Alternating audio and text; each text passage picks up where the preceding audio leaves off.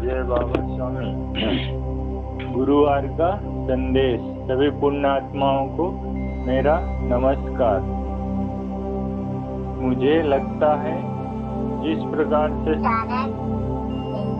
दिन के अनुष्ठान में सूक्ष्म शरीर से जुड़ने का प्रयास करते हैं और जो भी साधक सूक्ष्म शरीर से जुड़ जाते हैं तो ऐसे साधकों को गहन ध्यान अनुष्ठान के 45 दिनों में बहुत ही अच्छे अनुभव आते हैं।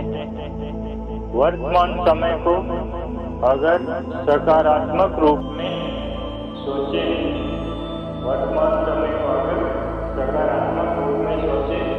तो ये समय भी सूक्ष्म शरीर से ही जुड़ने का पहला अवसर ही परमात्मा ने हमें प्रदान किया है और अभी साधकों का अभ्यास पूर्ण नहीं हुआ होगा।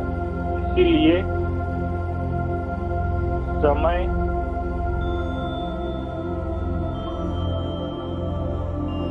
अवधि को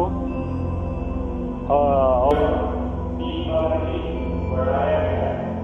इसलिए आप जो सुनहरा अवसर मिल रहा है उसका लाभ लें और सूक्ष्म शरीर से जुड़ें। और यह बात तो सदैव ही गुरु शक्तियों की ओर से कही जाती है।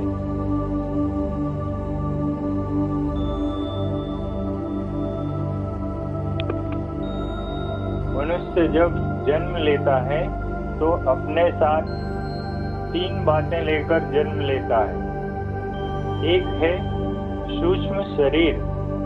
इस सूक्ष्म शरीर में उसके सारे पूर्व जन्म का आध्यात्मिक प्रगति का रिकॉर्ड होता है। उसकी प्रगति किस कक्षा तक हुई है यह सदैव प्रत्येक जन्म में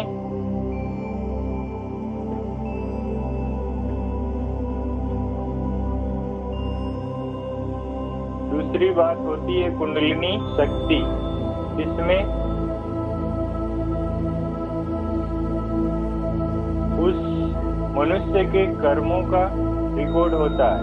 उसने अपने पूर्व जन्म में कौन कौन से कर्म किए हैं और इस जन्म में कौन कौन से कर्म करने वाला है। कौन कौन से कर्म के भोग उसे इस जन्म में भोगना है।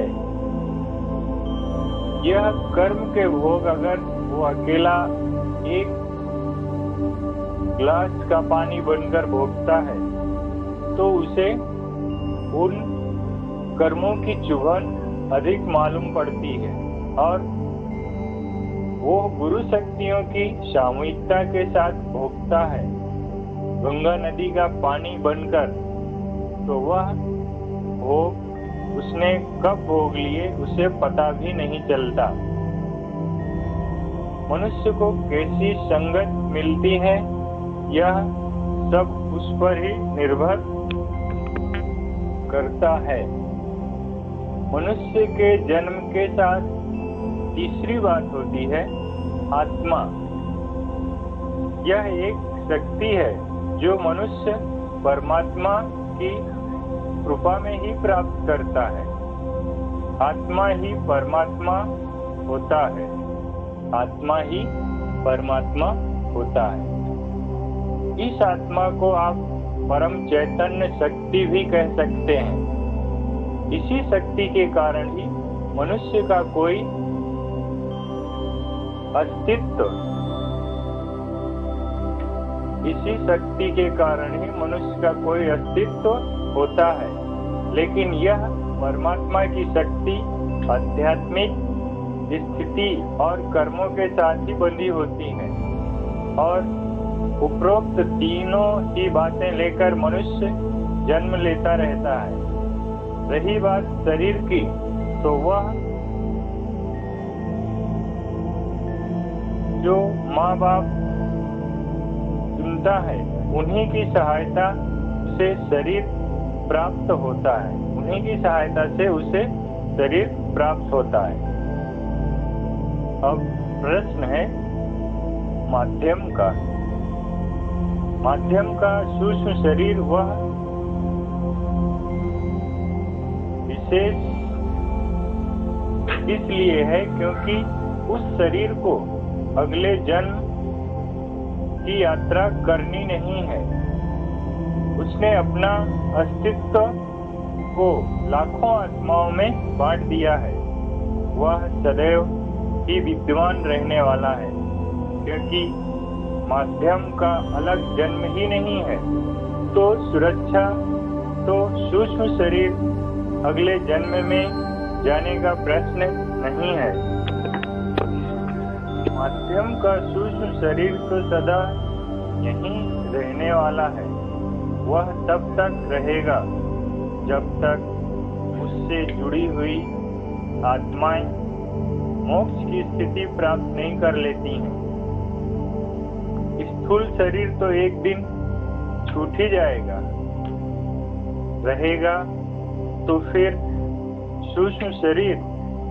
इसलिए स्थूल शरीर के रहते ही आप सूक्ष्म शरीर से अपना संबंध स्थापित कर लो, उतना अच्छा है। अरे बाबा, स्थूल शरीर माध्यम है सूक्ष्म शरीर से जुड़ने का। उस माध्यम की उसके जीवन काल में जितना उपयोग करो उतना अच्छा है। और वास्तव में अगर देखें तो स्थूल शरीर का दर्शन नहीं, स्थूल शरीर का दर्शन ही आपको सूक्ष्म शरीर के पास ले जाने के लिए है। सदैव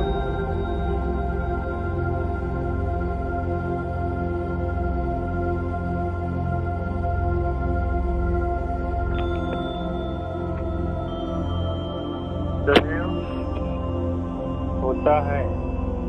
स्थूल शरीर के दर्शन का सही उपयोग तो सूक्ष्म शरीर से जुड़ना ही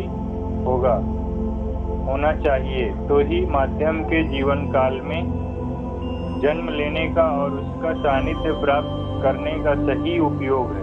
और माध्यम को तो एक ही प्रार्थना करनी चाहिए कि मेरा निजी संबंध आपके सूक्ष्म शरीर के साथ स्थापित हो, क्योंकि सदैव यही एकमात्र प्रार्थना है जो करने जैसी है। बाकी भय के मारे की गई प्रार्थना तो शरीर के स्तर की होती है। लालच के लिए की गई प्रार्थना भी शरीर के स्तर की ही होती है। प्रार्थना सूक्ष्म शरीर से जुड़ने का सबसे अच्छा माध्यम है। आप प्रार्थना कितने भाव के साथ करते हो, सब कुछ उसी भावदशा पर ही सब निर्भर होता है। आप इसी जन्म में सूक्ष्म शरीर के साथ जुड़े, ऐसी ही प्रभु से प्रार्थना है। आप सभी को खूब खूब आशीर्वाद। आपका बाबा स्वामी, समर्पण आश्रम, दांडी, 7/3/2020।